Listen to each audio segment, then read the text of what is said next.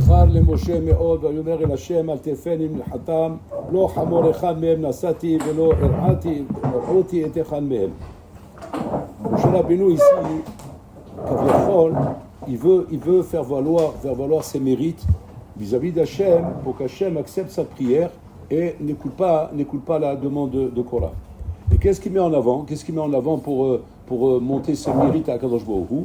Il met en avant un truc qui s'est passé, maman, je mets totalement anodin. Un truc vraiment, tu te demandes, mais tout il a été sortir ce truc-là.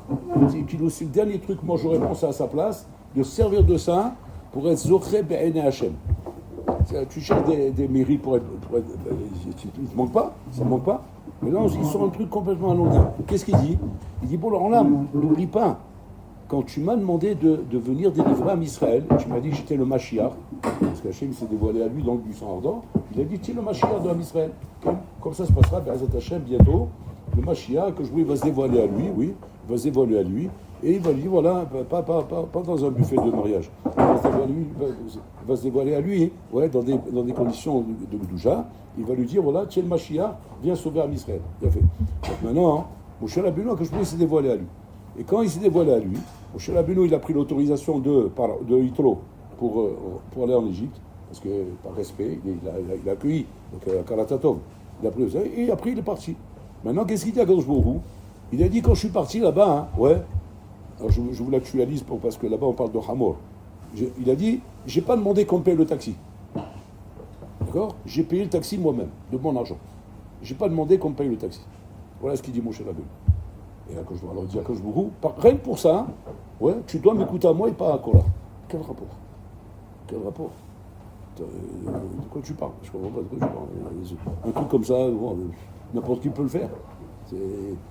Et même si tu avais demandé qu'on te paye le taxi, alors moi, ça aurait pas diminué ton mérite. C'est normal même, à la rigueur. Tu l'aurais fait, bon, bien, c'est bien. Tu l'aurais pas fait, c'est bien aussi. C'est pas de neuf comme il a.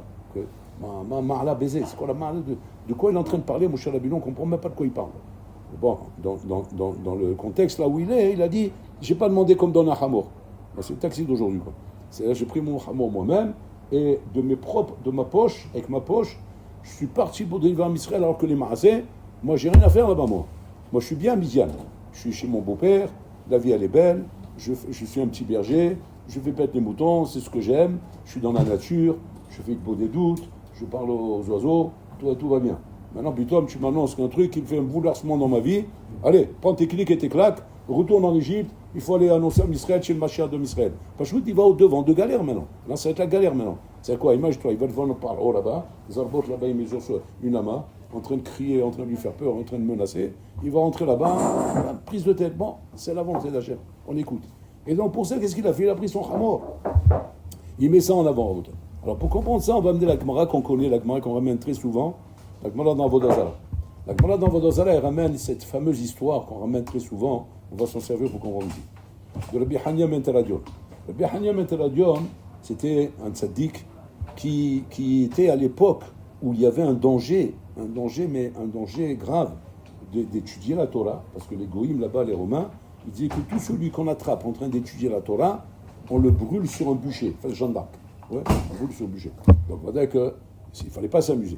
Non seulement il étudiait la Torah, mais il prenait un Sefer Torah sur lui, et il allait comme ça ramasser les gens dans les rues.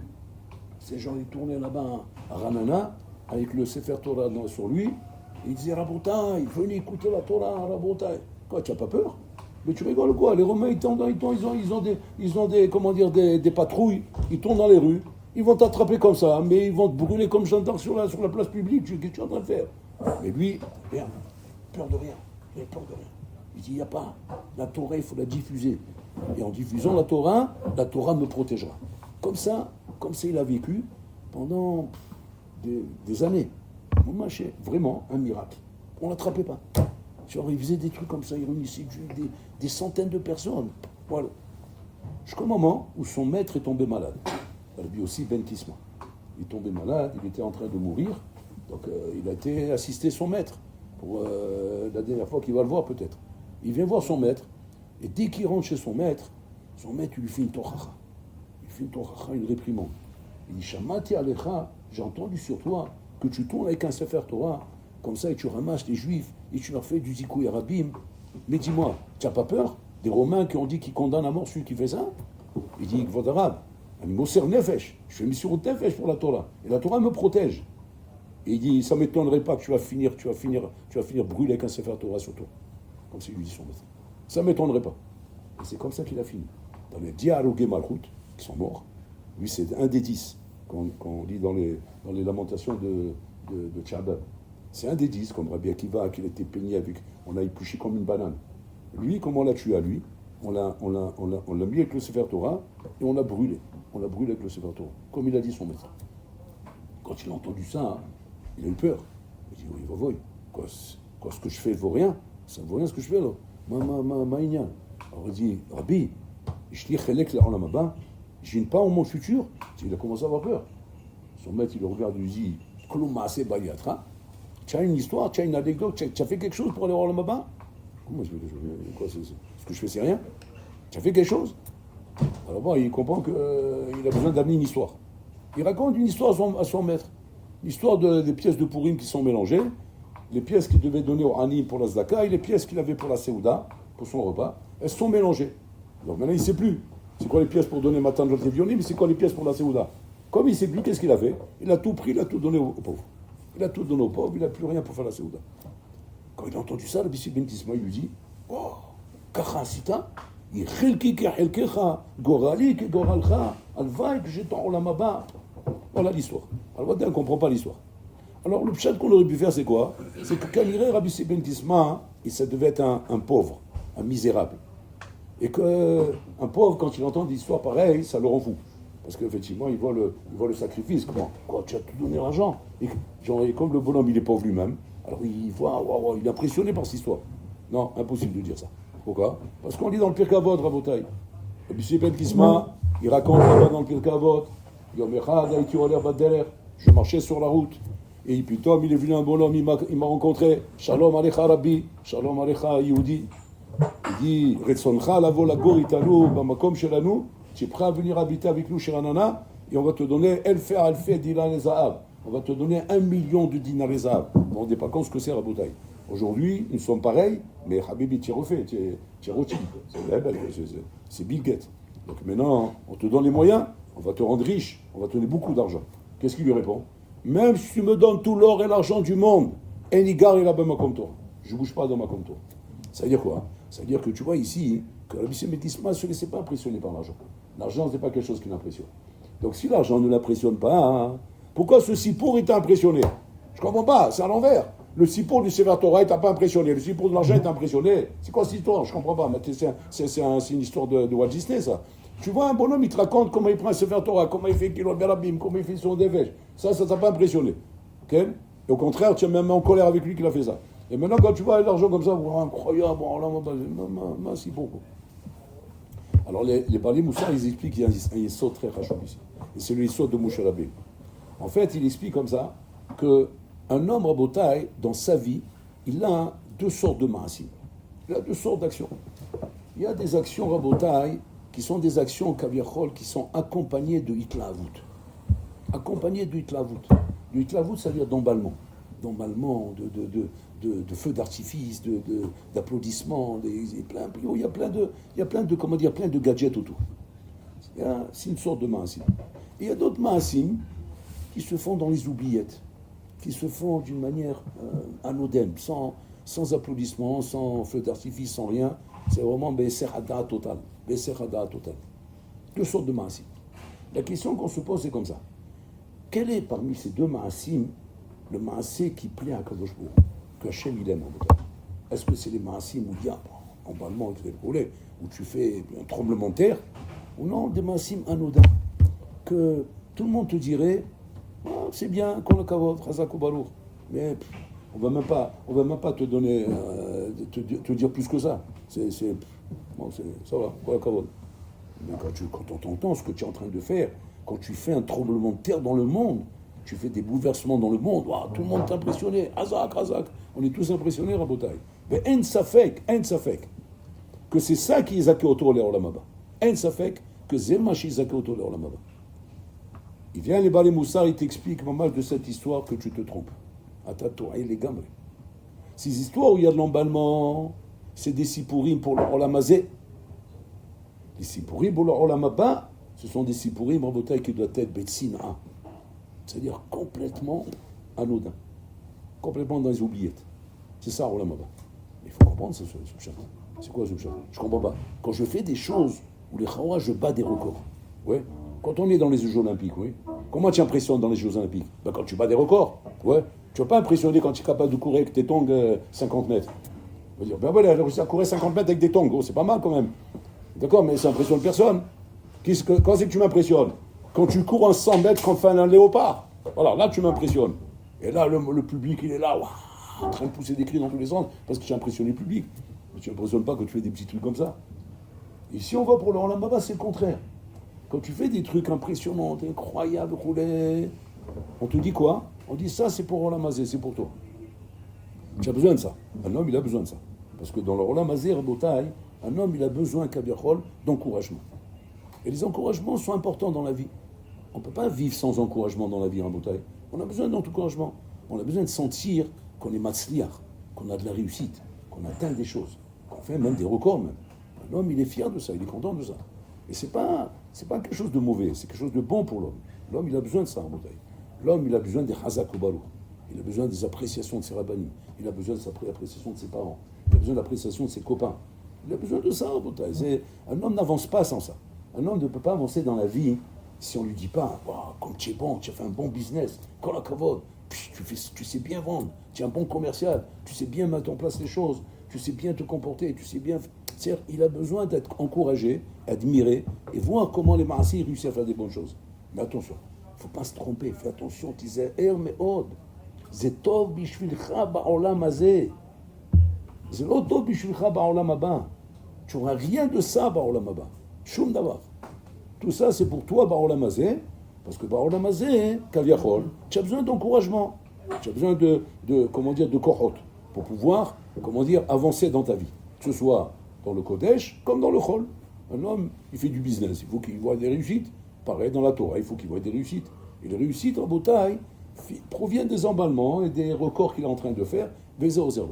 Donc, c'est-à-dire qu'Abbi il est en train de lui dire, à Rabbi Hamin Doradion, il est en train de lui dire, si ça t'a aidé dans ta vie pour devenir Bihaniya ben Taladion, Hazakobaru. Mais c'est pas avec ça que tu auras la Maba. Au contraire, ça risque de te mettre en danger par maintenant ce qui peut t'arriver avec ça. Bon, c'est ce qui est arrivé par mais en attendant, c'est ce qui l'a motivé. C'est avec ça qu'il est devenu Bihaniya ben Taladion. Tu ne peux pas maintenant dire à Rabbi Hamin ben Taladion, pourquoi tu as fait ça? Il fallait pas faire ça. Il fallait rester un sadique nistar, qui reste dans son coin. Ouais, tu te mets une casquette, un bermuda, et tu fais la danse du ventre tous les jours, et quand on va te voir, tu fais le ma'boul, comme ça personne ne saura que tu es un sadique. Il ne peut pas, lui. Il ne peut pas avancer. Il y en a comme ça, il y a des sadikim comme ça, nistarim, à Boutaï. Ouais, j'en connais un comme ça, Batsafon. Tu vas le voir, tu demandes une bracha, il est en bermuda et en Marcel.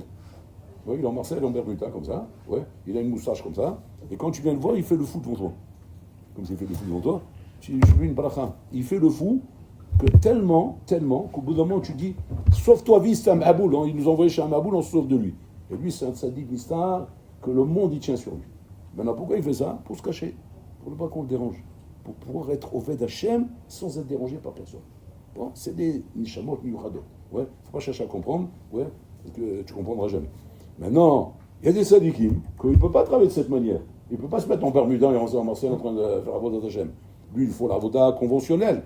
La Avodah conventionnelle, c'est laquelle? C'est le monde conventionnel. Les shivot, la slacha, le inyanim. Et c'est là-bas qu'on avance. Et c'est important. Peut-être que c'est important. Bravo. Parce que c'est ton combustible. C'est avec ça, c'est ton énergie. C'est avec ça que tu es encouragé. C'est avec ça que tu avances. Mais ils nous disent, les chachamim, fais attention, que c'est aslachot, c'est réussite, c'est emballements, c'est inyani. Ne va pas prendre ça comme l'argent comptant pour l'amaba. Zelo kesef chez Mishtamshim Boba Olamaba. Ça c'est pour Olamazé, c'est pas pour Olamaba. Qu'est-ce qu'il faut pour Olamaba Rabotai? Pour l'Olamaba Rabotai, il faut d'avoir Emet. Mazé Emet, une chose que tu fais, Kloum Maasé Baliatra. Un Maasé que tu fais naturellement, sans même te rendre compte toi-même que tu es en train de faire quelque chose de grand. C'est Atsoum. C'est un Maasé Atsoum que tu ne te rends même pas compte, tu fais quelque chose de grand. Ça peut être par exemple, tu es seul chez toi, personne ne te regarde.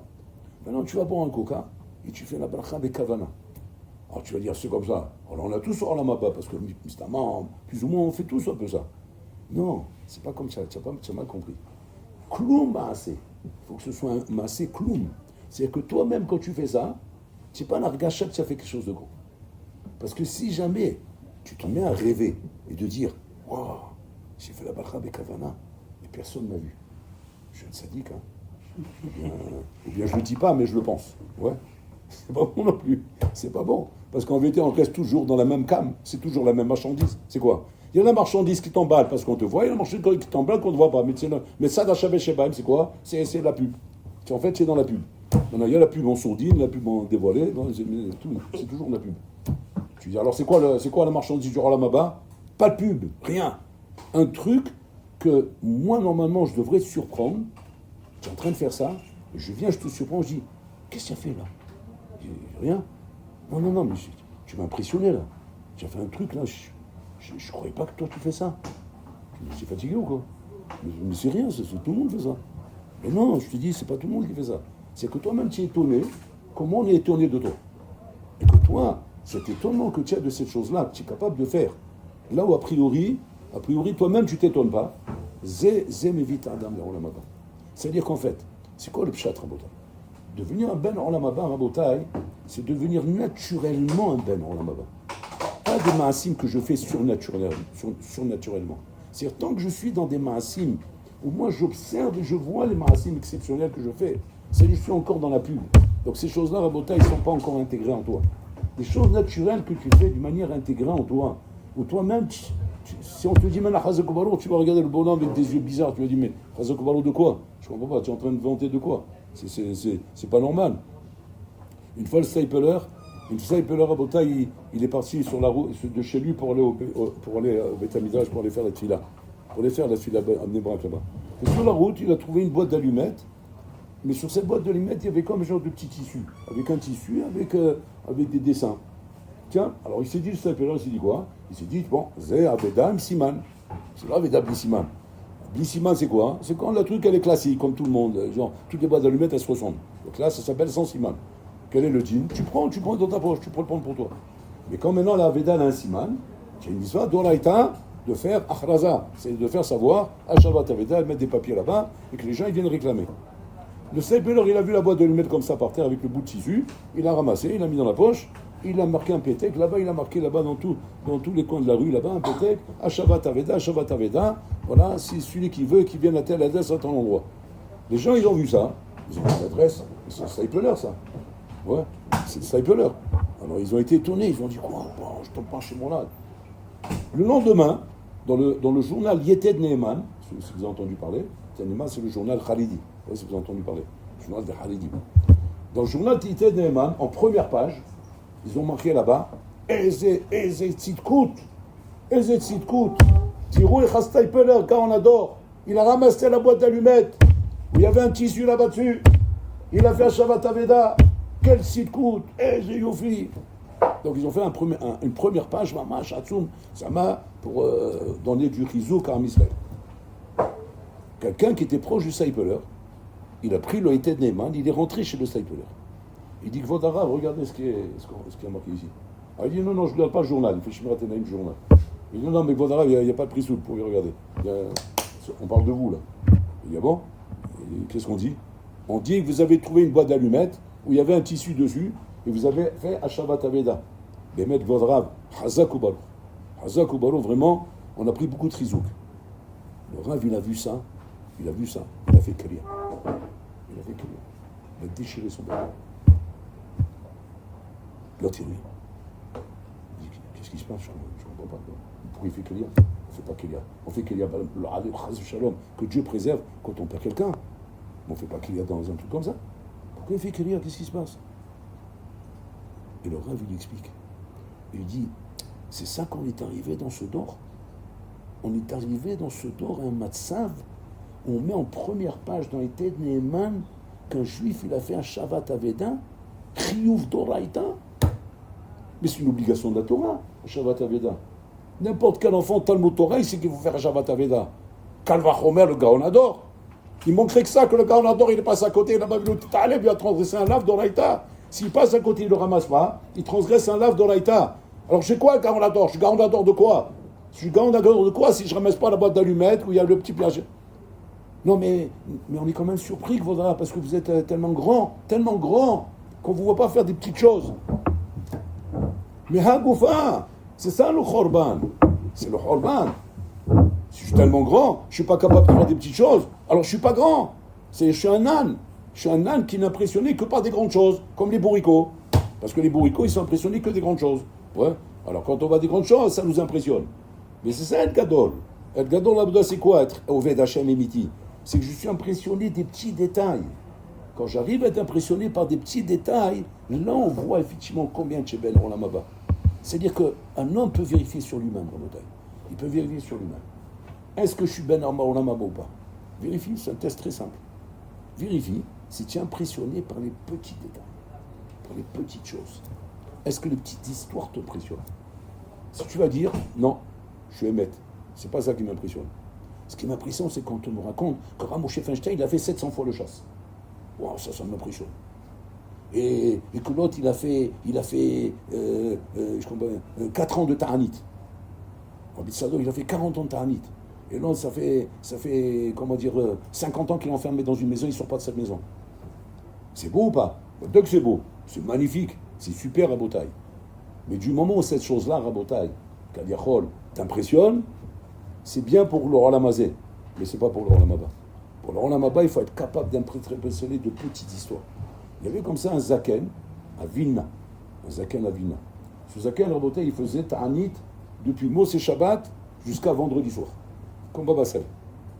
Ça, Afsaka Gdola. Mos et Shabbat, il faisait l'Avdala.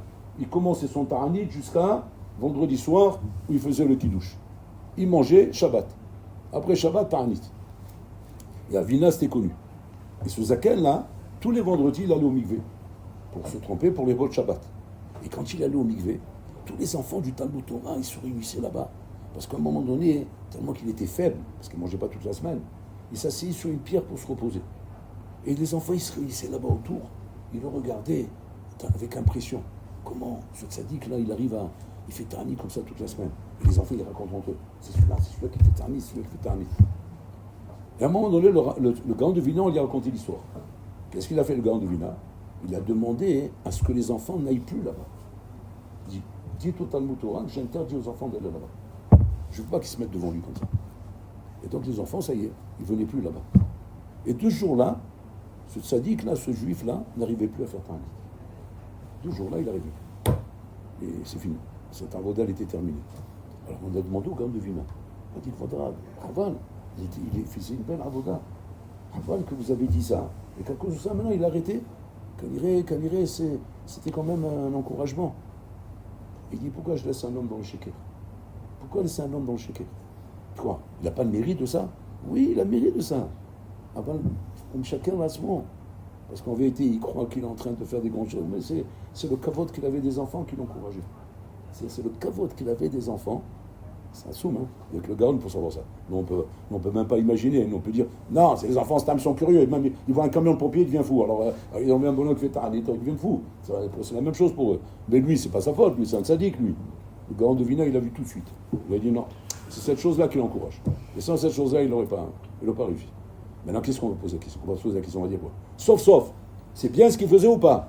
Dès que c'est bien. Dès que c'est bien. Seulement attention, il ne faut pas qu'il se trompe à lui-même. De croire quoi? Wow, je suis Ben Olam Haba, je suis un grand sadique. Même les enfants, ils sont impressionnés. Ça, il va voir. Oh, il va voir si tu tombes dans ce piège. Parce que ça, c'est de la pub pour toi, pour te donner des cochotes dans le Olam Hazé, pour continuer à avancer. Mais ça ne doit pas être Ras Shalom, la chose qui doit te donner la certitude que tu as Olam Haba. La seule chose qui peut donner un bonhomme à Botaïna, Vamina, qui a Olam Haba, c'est quand tu es capable d'être impressionné de petits maasim. Quand tu es impressionné de petits maasim chez quelqu'un. Par exemple, de qualité au niveau de Ben Adam le Havero, de qualité au niveau de Hesed, des qualités au niveau d'Irat Shamayim. Et tu vois des petites choses. Ces petites choses, elles t'impressionnent. Ça donne beaucoup à croire que tu es Ben Olam Haba. Ça donne à croire que tu es Ben Olam Haba. Sinon, zéro. C'est ce qu'il dira Beirem Elisma. Il dit alors? Et alors que tu prends le Sefer Torah, et alors que tu ramasses des gens? Et alors? Ben quoi, j'ai pas Olam Haba avec ça? Ça veut rien dire. Pourquoi? Parce que ça c'est de la pub, ça. Ça c'est bien pour Olam Hazé, c'est pour toi, pour t'encourager. Mais maintenant, Olam Haba, Klou Maaseh Baliatra, c'est Klou Maaseh qui donne Olam Haba. C'est-à-dire, mamash, on est vraiment dans Olam Afour. Olam Afour. Alma des Shikra, Rabotai. En Olam, il ne faut pas se laisser berner. Il faut faire très attention, Rabotai. Et là, je ne parle pas simplement dans le monde Chol. Parce que dans le monde Chol, bon, là-bas, c'est le Shikra des Shikra. Mais là, je parle dans le Olam HaTorah, filou. Où tu peux, Chaz Shalom, te tromper. De croire que ce qui impressionne à Kanjbourou, Rabotai, c'est les grands Maasim. Les grands Maasim sont là pour t'impressionner à toi. Parce que nous, on a besoin de ça, Rabotai. Il ne faut pas se mentir. On a besoin de ça, Vadaï. Ça nous fait du bien, ça nous encourage, ça nous donne du échec, ça nous donne la volonté. Et on est content de voir comment on arrive à faire des exploits et des records. C'est beau tout ça, mais c'est de la pub. Ce qui doit être mamash, la chose qui doit mamash, comment dire, t'impressionner, c'est combien tu es capable de voir et d'être impressionné de petits maasim, d'être raguiche à ça. Parce que si jamais là-bas tu sens que tu n'es pas raguiche, tu n'es pas raguiche à ça, c'est-à-dire tu n'es pas sensible à des petits maasim, tu n'es pas sensible à observer comment mamash, un homme, il observe des petits maasim. Moi je me rappelle, quand j'étais avec Sylvain, ma chambre est donnée sur le balcon de Rafakin. Alors une fois j'étais sur le balcon comme ça, j'étais sur la fenêtre, et je vois Rafakin à 4 pattes sur le balcon. Je dis, bon, le Rav il a perdu quelque chose, il ne le retrouve pas le pauvre. Alors vite je suis descendu, je tapais à la porte de Rafakin, Rabbani te ouvre la porte. Ken, oui, qu'est-ce que tu veux? Il dit, le Rav il est à 4 pattes sur le balcon, il a perdu quelque chose. Il s'est mis à rigoler, il s'est éclaté de rire. C'est pas marrant, il a 4 pattes. Je comprends, tu vois, rigoler, c'est bien. C'est pas, je voudrais l'aider, quoi. C'est pas, j'étais gêné, quoi. Alors elle dit viens avec moi. Donc elle m'a prié, elle connaît le Ravel. Donc elle m'a prié, elle m'a fait rentrer. Elle m'a amené, elle m'a dit fais pas du bruit. Fais pas du bruit parce que s'il va t'entendre, il va s'arrêter. Donc elle se dit rentre, et regarde ce qu'il fait. Je suis rentré. Qu'est-ce que j'ai vu? Je vois le Rav à 4 pattes en train d'observer les fourmis. Il y avait un nid de fourmis là-bas, il était en train de les observer. Ouais, il voulait observer comment, ce qu'il dit, Shlomo Ameler, c'est Emet. Quoi? Que les fourmis, elles sont honnêtes, et une, elle ne touche pas ce qui appartient à l'autre. C'est vrai, on apprend des fourmis, ça. On apprend des fourmis, la Hatzlout, qui ne sont pas aslam, et aussi l'honnêteté. Une fourmi, par exemple, elle a trouvé un bout de pain, elle l'a ramassé. Alors, des fourmis, bon, ils ont des règles, comment elles travaillent. Il y a les travailleuses, il y a les chercheuses, il y a les plombiers, il y a tout. Alors, donc, elles ont leur igname. Et maintenant, quand une fourmi, par exemple, a trouvé un bout de pain, et maintenant, pour une raison X qu'on ne comprend pas, c'est les codes, il faut apprendre là-bas, c'est une souga, quoi. Donc maintenant, elle a laissé le bout de pain, elle est partie, je ne sais pas pourquoi elle est partie, elle a laissé le bout de pain pour chercher quelque chose et revenir. Aucune des fourmis, elle touche ce bout de pain. Incroyable. Alors que tu as une ribambelle qui tourne là. Et elles vont et elles viennent. Tu sais ce que c'est pour les fourmis, un petit bout de pain? Mais elles sautent tous dessus, tu rigoles quoi. Et elles ne touchent pas. Et tu vois, le rêve, il est comme ça, il est. Je t'emporte chez moi la honte. Marabout, ma sœur, il est en train d'impressionner. Qu'est-ce qu'ils sont grands tes actions pour leur âme? Comment tu on voit ces choses-là dans la réalité, dans la médecine. Il était mitrasé de choses comme ça en Motaï. Nous, on n'arrive pas à être mitrasé. Oh, bon, ça va, on sait que ça existe. Tu vas sur ton balcon comme ça, à 4 pattes pendant le Benazmanim. Ouais. Tu fais un truc comme ça, ta mère, elle appelle directement Kfar Shaoul. Ouais. Venez vite. Il a besoin d'un petit poule, là, il faut le prendre pendant une semaine. Il l'emmène dans l'ambulance tout de suite. Tiens là, camisole de force, 3 douches par jour. Ouais, pour le calmer, parce que tu regardes, il vient de revenir. Regarde ce qu'il est en train de faire celui-là. C'était. Une fois, je suis rentré chez lui dans son salon. Il avait un marteau, il y avait un clou dans sa main comme ça. Il faisait comme ça.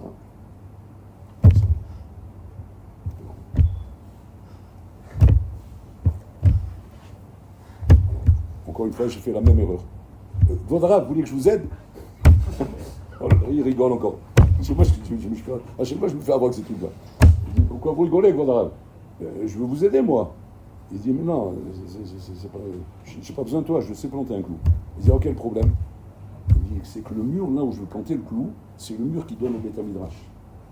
Donc j'ai un safek si je suis pas en train d'utiliser le mur du Beth Midrash. À chaque fois, je réfléchis. C'est clou maasé baliatra, c'est petit maasim tanim, que le bon, il n'est pas en train de penser qu'il y a de la pub pour ça. Mais regarde où il est. Et ça montre au Lama Baouta. Shama Adam Yachol Adam.